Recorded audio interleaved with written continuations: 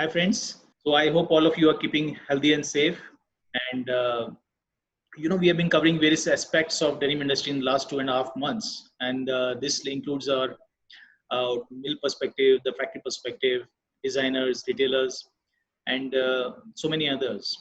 One of the most important thing, what I think is a major part of the denim industry is the product development.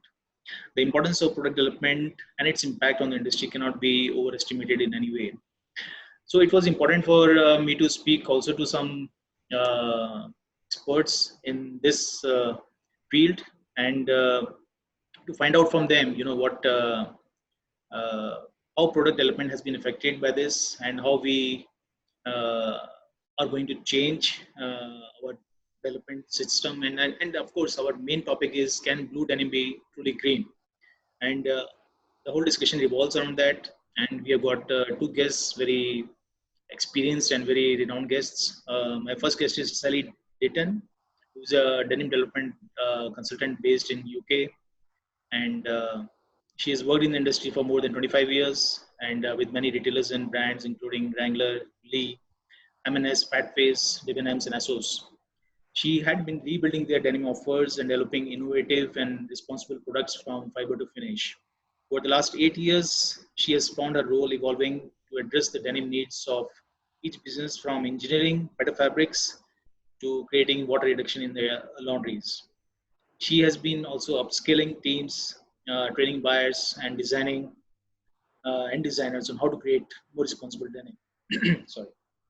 My second guest is Rowan Hunt, who is a denim consultant focused on design and development of denim and fabric and garments. He has worked with both mills and garment makers, advising on sustainable sourcing and on how to make their laundries and factories more responsible. He has been working in the industry for 15 years with most of the UK high street brands, including Next, M&S, Fatface, and Debenhams. For the last 4 years, he has been really focused on training and learning with companies such as Tonello, Genealogy, and Air Chemica. He's been analyzing every process involved in creating the denim and studying how to make it better, cleaner, and more sustainable. So, welcome both of you, and my apologies once again, for all this delay. It was quite unexpected, and I didn't expect that after experience of having almost 50 webinars, I could face such a situation. So, Sally and Rowan, welcome to the talk. Thank you. Thanks for inviting us. So, first of all, how are you doing, and how's London? I believe that London is really coming back very fast. Things are improving, and situation is quite good out there. Yeah, London's on its way back a little bit. People are back at work. We're starting to see shops open on the high street, which we'll share a little bit with you at the end. So it feels a little bit more positive. I think people are still not clear on all the rules. We're not seeing everybody wearing masks, but generally people are starting to move and business is starting to come and wake up a little bit again. Yeah.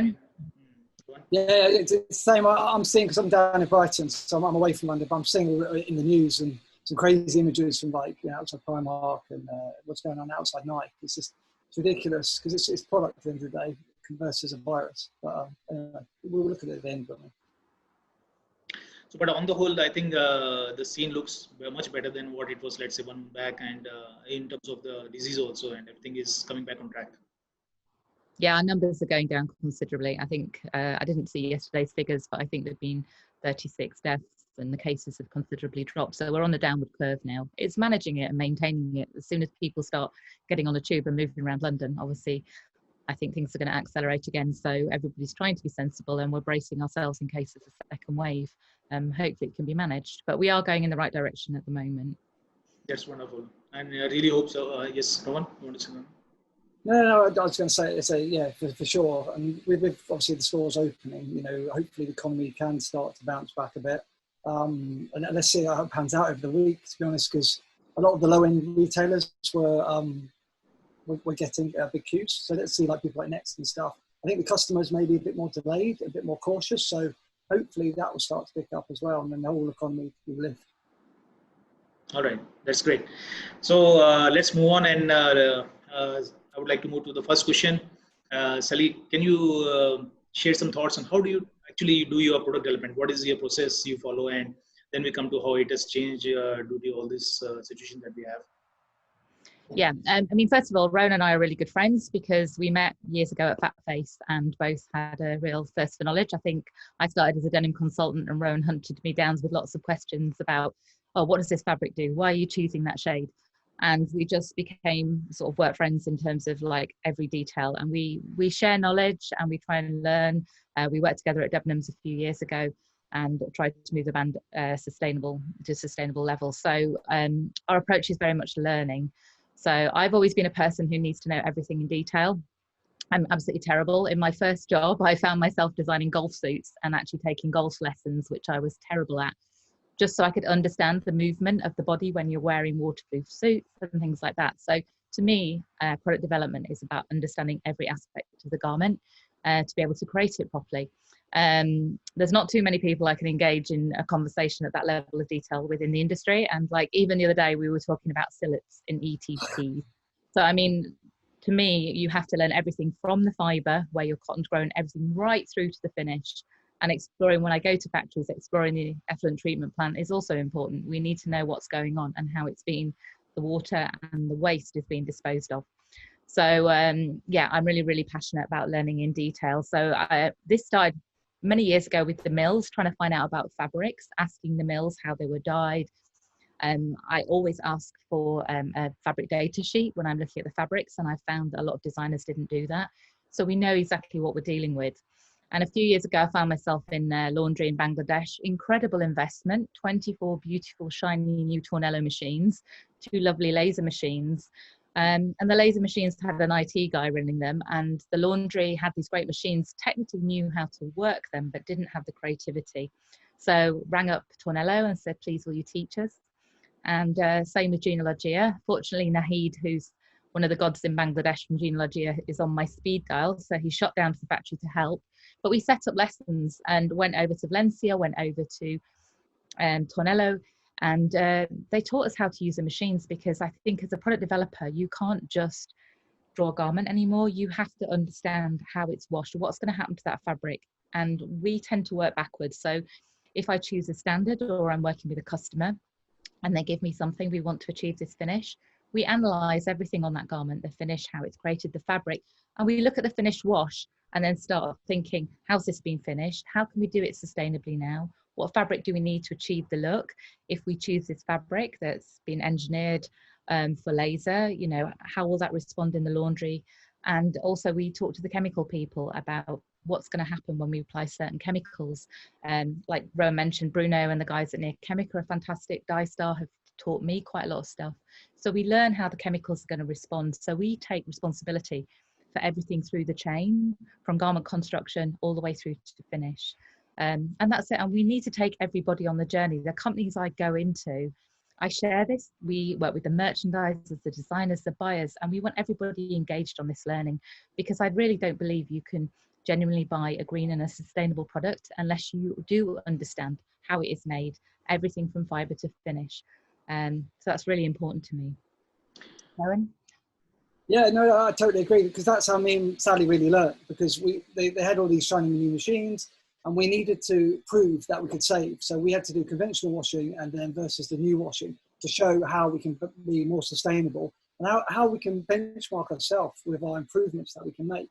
So then going there and then developing the product there, going, right, here's the results, here's the data sheets, and this is the chemicals we use. Then we go directly to the factory, spend 2 weeks in Bangladesh with the same machines. And yeah, water levels, pHs and stuff change, but roughly you can get a similar kind of product and you can prove it as well, because we tried conventional and we've got EIM systems, things like this, where you can measure things. You know, we can show how we've saved and how we work. And EIM is great because it actually shows you all the steps. Because a lot of people wouldn't realise during the industry, like, you know, copy this garment for this garment. They've got no idea how many steps. So every time I'm in a factory, I'm like, pull out that short at the start and then all the way through. You know, like a short that's been bleach washed, then acid, then PP spray, then, and all you put them all down. You go, right, there's 17 steps there. You're like, really?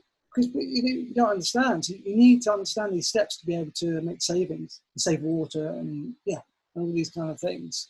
Yeah. So, but let's say, I mean, you know, when you are working with a brand, a retailer, I mean, they have a particular requirement coming up. So, I mean, how deeply these designers get involved with you? I mean, when you are working as consultants, of course, when you are working in these brands yourself, then you are probably also deeply involved. But I mean, I think one of the complaints with many of the mills and many of the garment factories have that the designers don't have enough knowledge on product development. So they have a requirement, but they don't have knowledge, deep knowledge on that. I mean, I started life as a designer, and I agree. I wasn't. Many years ago, I was drawing a picture and sending it to a factory and expecting them to understand what I meant. So this is where the learning came in. When I stepped back and went freelance, I think you're only as good as the work you deliver. So you have to be an expert at what you do. I work with designers and people, and a few of them, probably a certain lovely lady at Next, will tell you I can be quite cruel at the beginning and say, you know, how are you going to make this? Ask her a lot of questions. But we take everybody on the journey. So the designer Harmony, who's lovely, came out to Bangladesh with me, and I put her in the laundry, and she had to do every operation in the laundry to understand what was happening on the wash. And likewise, when I was a young designer, I got put in the Wrangler factory and told the production manager wouldn't make a single design until I'd actually made 6 pairs of jeans that passed QC. So it's so important that people understand and learn how the garments are made. Harmony is one of my dearest and best friends, and she's an incredible designer. And I think people want to learn. We love our industry very, very much. And I think you don't know to ask the question until somebody shares the knowledge with you. So this is how we want to share knowledge with everybody. We want to share what we're doing. And I love going into companies and, you know, telling them about sustainability, training them about sustainability, and teaching them things they didn't know that now they know to ask the question so they can go on this journey too. Yeah. So, I mean, you know, when we are talking about truly green denim, so the knowledge of the designers on the various aspects of sustainability and from the fiber to finish, as you said, is very, very important. So, I mean, education for them, I mean, for like you are helping them, and of course, the designers working in various companies, probably I think they need to have a much higher level of awareness about the whole processes that are taking place. And you're talking of sustainability, so that they can, you know, design a garment right from the beginning. Yeah. And Rowan, can you tell me, you know, now with the working from home, how's your experience, and how has your approach has been adjusted to that, because you cannot really travel and you cannot go out to factories, mills, and all. Yes, so the hard thing is not being able to touch fabrics, and also looking at washers in the laundry and then being able to adjust them at the right times. But other than that, I can't complain too much, because I've had a lot more time to think, rethink as well, and pause for a second. But also the education part is, people don't teach you a lot of this stuff. So like Sally said, if you want to know something about a substitute PP, for instance, what is there out there and how do they work, you contact the chemistry guys and then you discuss with them. And then, because the thing is, when they teach you how to use it and they teach you what it does, then actually you can then use it on your laundry. So it's mutually beneficial. So this is where I think people can really kind of learn. So I've been doing a bit of learning like this. I've been doing online bits. I've done e-designer, so I got my diploma in that, which is great. I've done webinars. My laser tweaking, had time to do, because normally you get a one hit, one sample, and you're done kind of thing. But my laser designer in Cambodia, we've had a lot of time to discuss the details of laser templates, because it's really hard to go from hand brushing to laser. And it's been going for 30, 40 years, but it's still not there. But bit by bit, it's getting better. But it's all about applying it and then trying things. So I've been quite lucky, and I'd utilise my time, because you're not going to have this time again. We're not going to be, because it's actually, it's good to be given this time to learn new things, opportunities. As long as you take it as an opportunity to adapt and learn, there's a lot I've done, actually. I don't want to babble on too much. So No, it's fine. Good. For me, I'm used to it. I'm freelance for quite a few years, so I'm used to working at home, and it's a discipline you get used to. You get used to managing your time. My time's probably been a bit worse because I've got too many people in the house, and my husband's a teacher, so we fight for the office. So it's made it a little bit more challenging. But again, like Rowan, I've been learning and trying to really expand my knowledge. and change my approach. Zoom's been brilliant because it's enabled me to, I've been training some of the store staff in some of the shops and things like that and teaching them about sustainability and about what we're doing on product. And that's really exciting. And I also got asked to train a couple of retailers in the UK as well. So again, I'm getting a chance to share by Zoom presentations and this new skill set that everybody needs to adapt. So I've also, with the brands I've worked with, we've been backtracking over the samples that were in development, what we've already been working on and thinking, are these right? So I've been able to go back into the detail of the laundry process with the factory and just examining everything I'm doing to make sure we are maximising the sustainability of that product. And also looking at the fabrics we've put down. And we've been working on a way with to communicate with the customers. So coming up with labels or QR codes that maybe will go on the pocketing, lots of different things we're looking at, so that when the new stock does start to drop down, we're giving a really clear message to the customer. And I think that's something this pause has given us time to think, how do we tell the customer what we're doing? And how do we shout about it in the right way and make sure that information is accurate? So yeah, it's been good. So, yeah. So, I mean, getting a fabric or let's say a wash developed remotely, does it work out? It's hard. It's really hard at the moment. So I've kind of managed to have wash legs sent to me of fabrics that so I've got kind of a small blanket, so I know what they can do, and then I've got bought samples or vintage samples, and I'm matching to them. And then it's a lot of photographic and Zoom bits. Photographs are better, but when you do it on Zoom, like I've invested in these what do you call the lights that go on top of the cameras, better lighting in my room, so then I can in my office so I can show fabric, you can see what's going on. But it's a learning curve. That's the best way to put it. Yeah, I'm keeping DHL busy. I'm keeping the DHL man very busy. And a box arrives on the doorstep, he plonks it down and runs, and I get my gloves on, pick it up. I mean, when this first happened, I was getting quite a lot of fabrics from overseas, from China. So like the boxes were sat outside for a few days. So the whole way we're working is different, but it's manageable because we do give a lot of wash comments on photographs and things like that. But I am finding myself having to give a lot more detail and a lot more technical detail in terms of, you know, it's not just reduce the contrast and this and bits and pieces like that. It's actually look at the chemical. Can you, I think all of us have done a lot of work on antivirals, and I had those tests through the other day and they were excellent with the water repellency and how it's performing. We can't fully test it, but I was trying to demonstrate to the team by pouring water on, saying this is a level of repellency. So we all have to think a little bit. Do you have some products which have, working on the antiviral side? You already have some products? We have to go by the certification the companies are sending us. We've tried them all. We've tried the Garmin one. We've tried Near Chemica. That was the one I got the other day, which looked good. And Rudolph have a great product.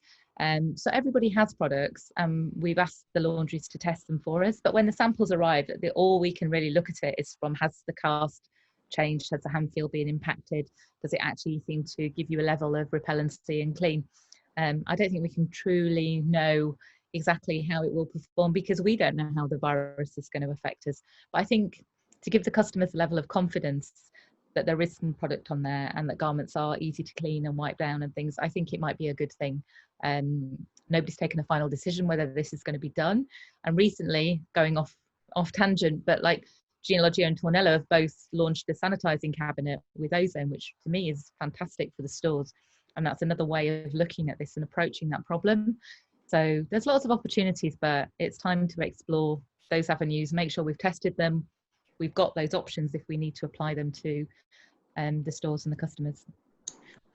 So, Sally, do you think this science and technology is going to be an integral part of product development in the future? We have seen it has been going in importance over the period of last 10 years, but I mean, do you think in the future also it's going to be much more important? To me, it is. I mean, it is. It always has been to me, the science. I mean, our industry is based on biology, it's based on physics, it's based on chemistry dramatically. So science is integral to denim. As I say, we can't just draw a picture anymore. We need to give guidelines and draw specs. But I think understanding the science now, I mean, the mills and the laundries have done such an incredible job on delivering the technology that we've been asking for. Better. Sorry, my neighbours just started banging on the wall. I'm sorry if you can hear a man hammering. Happened. He's obviously putting up a picture. No, so we put a lot of pressure on the mills over the last few years to deliver better fabrics that wash quicker, that laser better, that are using, you know, less hazardous dye stuff. And they've delivered. And, you know, there's some incredible new technology out there that needs to be supported, that they have invested in science and tested, and we need to learn how to do it to move it forward. And like I said, the joke about the sillet at the beginning, I mean, it's important we understand when the garments are washed now, how we are disposing of our waste and what we were doing. So to start to understand, I mean, Rowan can tell you the biodegradable thing, but to start to understand the waste we make in our industry and how we dispose of it, that's very scientific too. And we need to be aware of all those things. I mean, I was really lucky. I went to ITMA this time last year. It was incredible. I hadn't been before, and I was walking around looking at machines. I don't think I've ever been so excited in my life. But just seeing and hearing how the technology and the machinery has changed in half a decade, you know, from the ITMA before, the new things we have the ozone technology, we have different centrifuges, we have so many different things going on in these machines, and the way they've been thought about and developed. I mean, science and engineering has been remarkable in the last few years, and it's exciting to, you know, take that technology and apply it to the garments we're doing. I think it's really important that there's collaborations with university, like you were saying, Sandeep.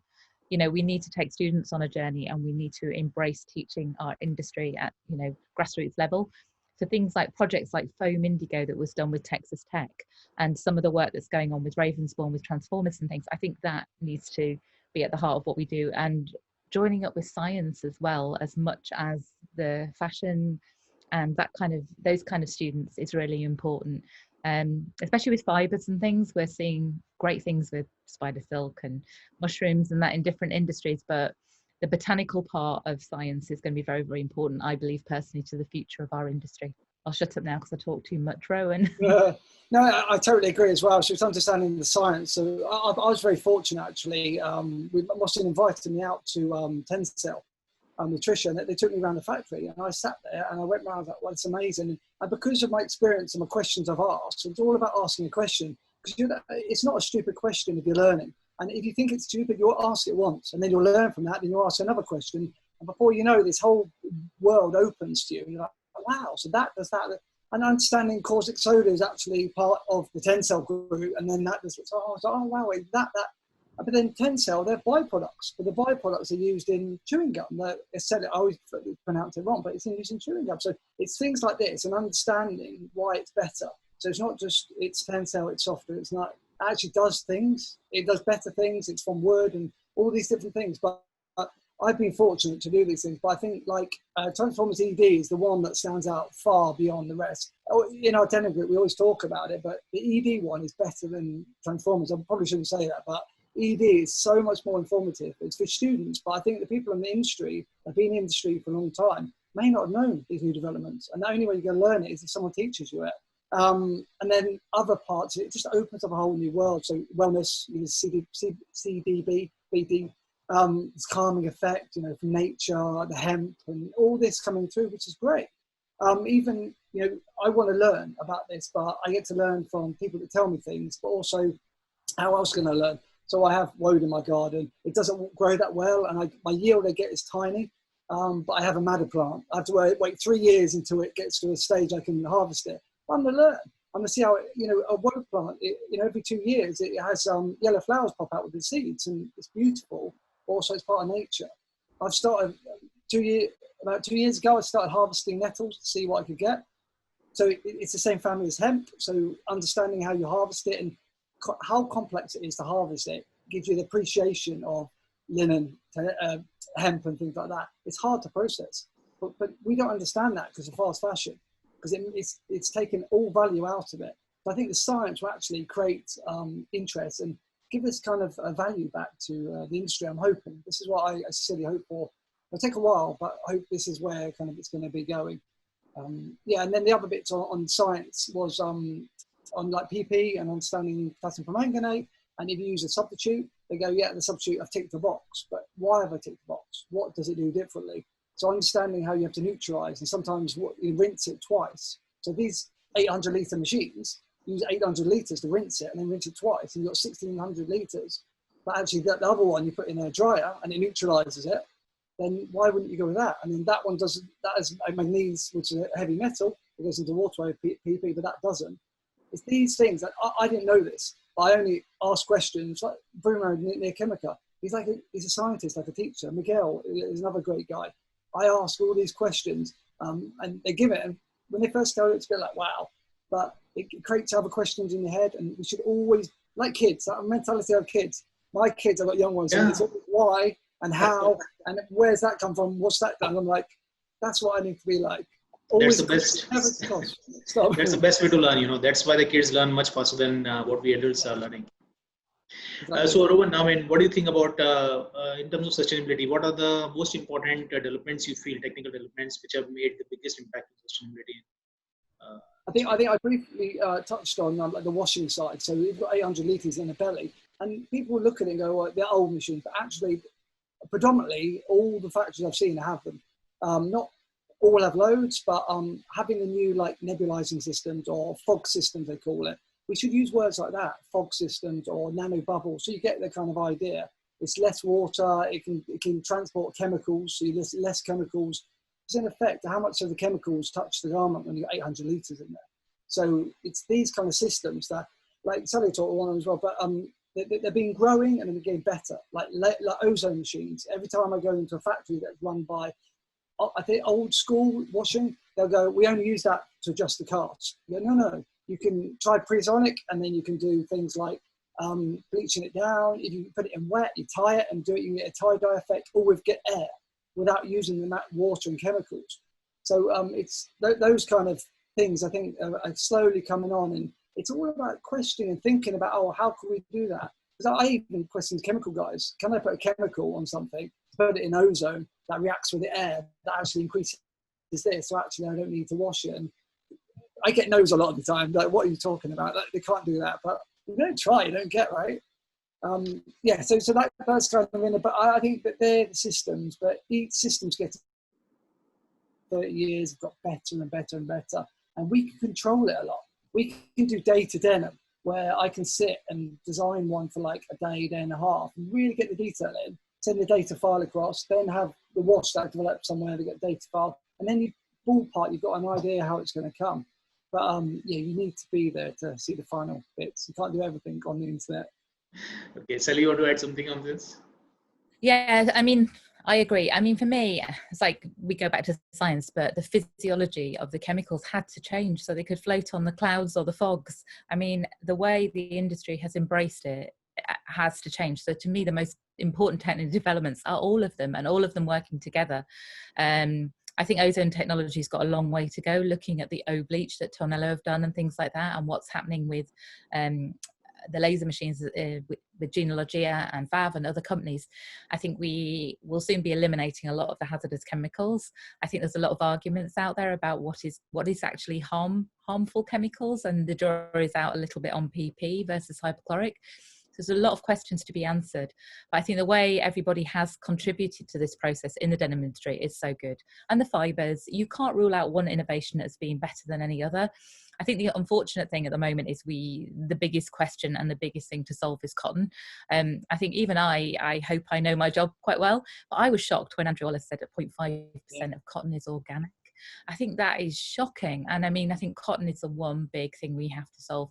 I mean, we can use alternative fibres now, and we can grow in a better way, but we've got to make a big jump to make the difference from that 0.5% to at least 50%, if not 100%. We've got to grow better. So looking at the farms and the way we actually produce the fibres for our industry will be huge and have probably one of the biggest impacts in the future. Hopefully Farmer Rowan with his woad that's growing will be we're doing the research for everybody. So we're on the way. Kill more than close to my house. That's the plan. On this as well, we talked about the most important technical developments, but actually technical development also, yeah, I was just talking about the technology in fibre tracing, and then things like cellulose and Lefebvre, where they're actually getting garments, breaking it back down and putting it back in directly, which is a great technology. And if people can embrace that, that'd be amazing. It's hard because there's so many things to consider. There's so many things. With a lot of the companies I've worked with recently where I've been teaching them, we've done like a sustainability checklist. So we've done a little document, very simple, and it just enables everybody to check. So everybody from the assistant buyer, assistant merchandiser, designer, everybody who's in the team has the ability to look at and check. So it might have a box for organic cotton, it might have a box for E3, it might have a box for, you know, BCI cotton. How is it dyed? Pre-reduced indigo? Is it Kadira? Has it eliminated salts? Is it natural dyed? You know, how has the fabric been finished? Does it have a version of Kitasan, or does it have some kind of like G2 dynamic ozone finish, so it's more responsive to laser, etc., easy wash? So trying to empower people with all these choices, all these wonderful technical developments and choices that are out there. If we're educating and empowering the retailers to make those choices, then hopefully we're going to get towards a greener denim. That's very, very important for me going forward. Yeah, you know, but the biggest challenge when we face in terms of consumers, because consumers not having a universal standard, there's no universal standard, and consumers are not able to understand how to define, how to understand sustainable denim. So, do you think these universal standards can be developed? This have been, you know, there has been various efforts and various organizations have been doing it. Still, there's nothing called universal in our industry till now. No, there isn't at all. And we have to do some work. I think quite a few of us have been talking about the food industry and how they manage it. But I mean, it's the governments that got behind and passed the legislation so that, you know, there are standards in the industry. And I think we need to get together and get the governments to support us with this and give us guidelines. I mean, I think I was reading about some of the information on the UK government guidelines, and there's things on there for just saying everybody in the supply chain has some responsibility for providing the correct information for the food industry.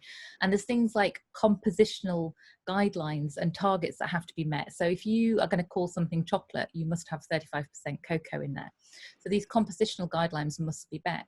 And I think there must be something that our industry can come up with where this is a truly sustainable jean. This is how we quantify and clarify it. I see lots of systems at the moment that are out there that help guide us, like EAM's great and guide us, but it's a manual input into the menu, so it can be flawed if it's not done accurately. Metro from Tornello is there to give us data and give us readings from the machines, but that doesn't give us all the data from the fabric. This needs to be completely end to end. At ASOS, they were working quite closely with HIG, which is a system of following, you know, from end to end in the process, but still it's not been refined enough to suit what we need in the denim industry. So the challenge is very much to find this thing, but I think it has to be supported by government guidelines. And, you know, again, it's protecting the consumer from goods. We had a conversation saying what makes a fast fashion organic t-shirt different from a beautiful Nudie Jeans or Kings of Indigo organic t-shirt. How does the customer, how do we inform them and to enable them to make the right choice?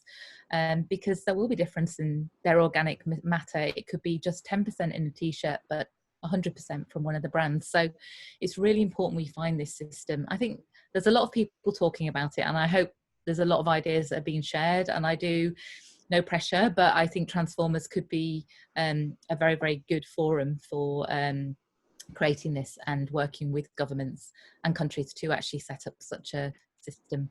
So maybe, yeah, we've got a way to go. Maybe, you know, if let's say government, you know, European Union governments, you know, they come out with some standards and guidelines supported by the industry, you know, so the industry supports them, or the major, you know, the US and the Europe are the major importers of denim. So I mean, if these governments really come out with some kind of guidelines supported by the industry, provided, and these guidelines provided by various organizations which are working towards sustainability, probably that might be something which can work in the future once the governments get involved. Yeah, we need to decide the information as well, what's simple. You know, I think the things that matter are what's the carbon footprint, what, you know, has been used, what is the water used on this garment, you know, where is the source of the fibre. I think we have to just have a very simple, clear menu that's colour coded as well, maybe has the vegan part. It can be very similar to what the food industry do. It just needs to be adapted for, you know, denim and clothing in general. Rowan? Yeah, no, I totally agree. Like my view was the same. It was on the colour coding system. Like, you know, when you're on the rush, going to Tesco's and you pick up some food, if it's got a lot of red, you know you can buy it, but it's your own risk. Or it's got a lot of salt, a lot of sugar, you might not want to do that. But then you look around and go, actually, that's orange and green. That's probably better for me. This is good because in your head you go, those colours mean good. Red is bad, so I better not do this. There are some things out there, but like Sally said, it has to come together. There's made.org, which is the classifying fibres. So they have some class A all the way down to unclassified. So then you should be able to get something like, if you use Class A, you know, good recycled stuff, naturally grown things like hemp and things like that, you should have a benefit to that. And you should be able to tell people, look, all of our fibers are this. You know, with Nudie Jeans, like in 2016, they started doing everything organic. So they should be able to have a banner, like a big green banner saying, we do this. And then, you know, Primark should have, or other people should have yellows, oranges, depending where you are on the spectrum, because every product's different. Denim's a hard product to make sustainable.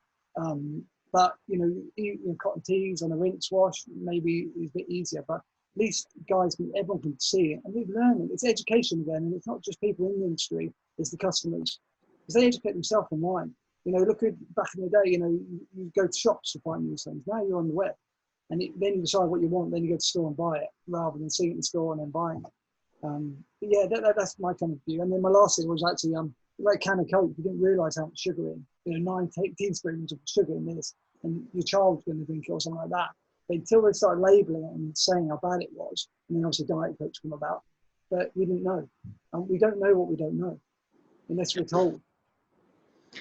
Perfect.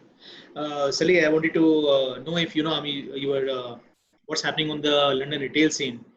Can you share some information on that? It's really happy because the stores are opening up. I'll show you something on my screen. Just let me find the screen. And a second, sorry, just bear with me a second. I'll show you what's. This is when the computer breaks. Oh my goodness. Sorry, talk amongst yourselves. Okay, got it.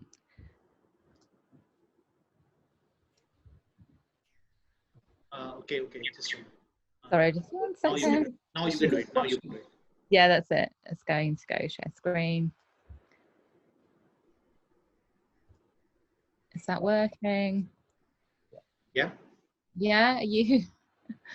So yeah, so the UK stores opened yesterday. I just thought I live in Bromley. I live in a borough of London. It's sort of 12 miles south of central London. I didn't really fancy going up to central London yesterday, but we did see some of the scenes. This was my shopping centre about 3 p.m, like on the 9th of June. So you can see this is the main street. There's quite a lot of big companies up there. Next, Topshop. So that was 10 days back or last week? It was on the 9th of June, so less than a week ago. And then this was the scene around Primark today. The same chart is over here. This is the high street. So there are many more people about and the market has opened.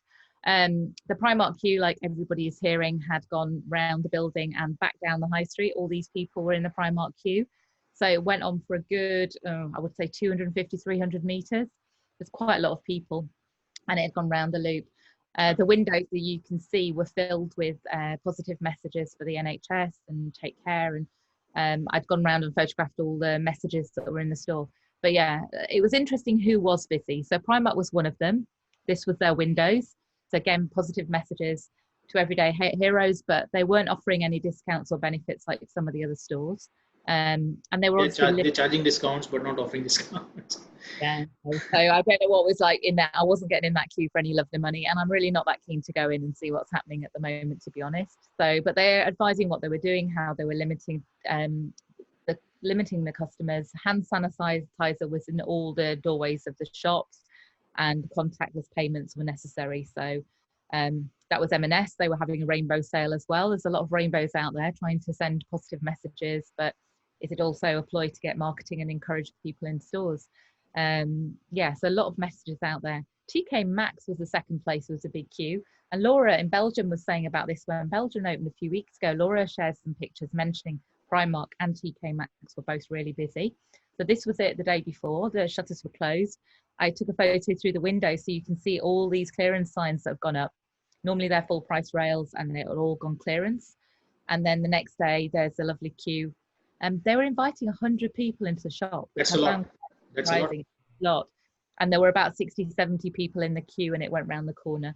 So that was a very, very busy thing. And at one point... We can't see many masks also, you know, many people are not wearing the masks out there. No, it's not been made law or anything here. I mean, we must wear masks on transport, on trains and buses and things like that. But day to day, going in shops, things like that, they're recommending we use a face covering, but it's not compulsory. We can make that choice. I would say probably 60% of the high street wasn't. So I've got a lovely denim mask, so I was putting it on when I went in the shop because it feels like the right thing to do to protect others. Even though I'm well, you just don't know with this disease. So Apple, just a quick one there. Again, it was empty on that was Saturday or Friday, and then Apple had put a special area at the front where they were almost pre-registering the people. They were giving them masks. They were asking people to hand sanitize, and they were sort of saying, "What are you here for? How can we help you?" So that when they went in the store, the visit could be quite prompt and quick and easy and managed. So they felt one of the safest kind of approaches. I know Primark was very busy on Oxford Street. I couldn't download. There were lots of little videos, but I couldn't do it. But this was Nike, and There's nothing called distancing out here, I think. No distancing, just a great big lump of people all queuing up, desperate to get some trainers have been missing because they've been walking so much, obviously. But yeah, this was the case for Nike and again Primark and Sports Direct as well. They were offering 50% off to NHS workers just for the day. So again, in my neighbourhood, there was a very big queue for Sports Direct. But I was surprised how quiet, like New Look, there was one person in the shop when I went past, no queue. There were 4 people in the queue for Next. Topshop had no queue outside. I think it's the kind of stores where people, obviously Primark aren't online. So the people who've been able to buy online, the shops were generally quieter. But is this just people going back for a bargain? Is it a short-lived thing? I was going to do a quick synopsis like this and then probably do another one in a week's time just to see if the habits have changed. Because I can't believe people have a lot of money to do this. So, this at least is a positive development. I mean, if you see the customers lining up on the stores, but mostly these are all bargain hunters looking for immediate quick deals. And we need to see, I mean, next couple of weeks how the consumer interest in the shopping remains. Yeah, I don't know. You look at that queue for Nike and they all look quite cool guys, quite young. You know, they don't look like usual running in for a bargain kind of people. Yeah, it's hard to understand why people are genuinely queuing from 6:30 in the morning just to get in a shop when it's opened. I don't know whether Nike had a new trainer out or something like that and there was a demand maybe, but you know, certainly Primark, they're just queuing up because I mean maybe people have missed shopping. I know people like the experience of shopping. We all like to buy something special, but I don't know. I think it's excessive when you have to queue for an hour to get in a shop for a bargain. Yeah, I mean that's what people are looking for when the people don't have much money, you know. I think that's what's going to sell, you know, the bargain deals. That's it. I mean, people won't have as much money at all going forward. So I do think this will slope off. In China, they had all the they're not panic buying, I forgot what they call it, but they had all a burst of buying activity at the beginning, and then it started waned off and that. So I think we'll see the same. I'm pretty sure we will. Okay. All right. So I mean, maybe we can remove the screen, maybe. So we just take one question from because we don't have much time. We just take one question. It's from Lukman from Navina Denim. He's asking, can we make truly green denim? You know, green denim from cotton only, cotton fabric, 100%. Rowan, you go first. I couldn't hear what you said. Sorry. Sandeep, Lukeman message from Navina. He was saying, can you truly make green denim from 100% cotton? Yeah, well, it's all about how you do it. So if you're going to do crops of cotton, then the second year, what do you put down? Do you put indigo down? Do you grow indigo to then replenish the soils? And then when the cotton goes through the chain, are you going to then make a product that's designed? Like I have jeans that are 10, 12 years old. So they've paid their price for what they took from the soil. But fast fashion hasn't. So it's these products, then you make better products. And it's all about, how you do things. Look at hemp. If you did cotton on that field and then you did hemp on the next field, then when you leave it in the field, it gives nutrients back to the soil. Then next year you do indigo, then you do food, and then it's crop rotation. I know it's not ideal in every country, but there are ways round of doing things. But at the moment, the price is pushed so hard, everyone has to GMO crops. It's got to get as much as you can, churn it out as quick as you can. And we need to get a product that's better. Okay. Sally, you want to add something? Yeah, no. As I said, okay. All right. So I think we come to our final question for this discussion, which is our topic also. Can we really make truly green denim? Is it possible? I mean, we make it in parts. We make it, and so many people claim we have already made 100% sustainable denim, and we have done this and we have done that. But really, is it possible to make a truly green denim? Well, green is trying to be sustainable, and sustainable in the end is being responsible in what you do. So if you're being responsible about the choices that you make, and you're weighing up, like you said, DHC, would you use a harmful chemical or less harmful, but use a lot more? So then actually you'll make more damage down the line. Or do you use a harmful, but then you process it right and get rid of it in that stage? Then you've got to think about all these steps. And again, it goes back to learning and education. But I believe you can. My plan is obviously to grow nettles locally, grow my woad, get someone to spin it, and then make it all locally. So there's no carbon footprint. It's me, and I can carry my jeans to the shop up the road and try and sell it from there. In an ideal world, but that's how we used to do it.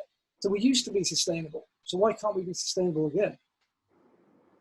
So yes, we can be. I mean, if we revert some of our old practices and we use, as you said, right chemicals and stop using all those chemicals and right processes, there's a possibility. But of course, that definition still is missing. We don't have that right definition till now. What is the truly sustainable denim? And once we have those parameters, universal standards, then probably we will be able to do it. So anything else you would like to say to the community, to the friends who are all here? To Sally? No, all we want to say, and the reason we want to do is to say, learn, keep learning. Everybody wants to share. We want to share as well. We're happy to impart knowledge and try and help everybody on this journey. Like Rowan said, it's to make truly sustainable denim at the moment is challenging because there's always one small thing in the process that could change, and a lot of it's often financial as well. We work in a mass market environment. We work with a lot of big retailers, so you know the choices that we make have to be engineered into a price point. So that's why I'm adamant you have to know every detail and make the right choices that you can make and engineer the garment into a budget, because that pressure isn't going to go away. But there is the ability to engineer the product with the right knowledge of every step of the process into as green as we can get for now. I think until we sort out cotton, we're always going to have a little bit of a problem there. But certainly in laundry now, we can make very sustainable choices. And in fabric, we have some fantastic choices as well. We can engineer the fabrics much more sustainable. So yeah, it's just knowing what's out there and making the right choices, and that's knowledge. And that's going to keep on going. This is a journey which we need to keep on traversing and keep on going on. And I don't know how this current situation, COVID situation, will really affect. We will see the effects on sustainability coming out in the next few months, because whether people would really want to pay extra for sustainability, the consumers are ready to pay something extra for that or not, or the mindsets have changed. They want to buy a high quality product, sustainable product, and pay a little more, buy less. Will that happen or not? We don't know. I mean, I think the time will tell in the coming months. The most important thing is the choices are there. So if you want to be truly sustainable, you can go buy and rent a pair from Mud Jeans. The choices are there now for people to make those choices. I think I'm trying to encourage the retailers to engineer as close as they can into sustainability, and by training retailers and training brands, people have the knowledge to be able to make those choices. So at the moment, the customer has the ability to make the choice as long as this is communicated to them. And we need to come up with this method of data management so we can inform everybody to make the right choice. It's a matter of choices, and I hope all of us, right in the entire supply chain, we make the right choices and bring the right products to the consumers. And of course, for consumers also need to make the right choice. We need to educate them. A lot of processes and educations have been going on, and the universal standards that everybody is talking about, we really hope that those come sometime soon, and we all can create a truly green denim sometime. We hope so, and thank you for letting us share. Thank you, Sally. Thank you, Rowan. It was a wonderful discussion. I think you shared so many crucial and important points, which I think our denim friends who have joined from all over the world would have really enjoyed and would have learned a lot of new points. So I thank you for taking out time, spending time out here and sharing your knowledge and your thoughts. It was a wonderful discussion. Anytime. Good, you're very welcome, and keep going. You're doing a great job of keeping us all informed while we're all on lockdown, or our lifestyles are a little bit different. So thank you. Just taking a bit, just making a bit of effort. So, when this COVID started, and there was practically, we didn't know what to do. So at least we could share our thoughts what everybody is thinking from around the world and in different parts of the world, what they're thinking. And specifically, it was important to motivate people. If we are coming up with positive thoughts, it motivates people. I think it has been a good journey with people like you, wonderful people like you. It has been a wonderful journey for me also for the last 2.5 months. It's a great journey. Thank you. Thank you, Sally. Thank you. And I thank you all the audience.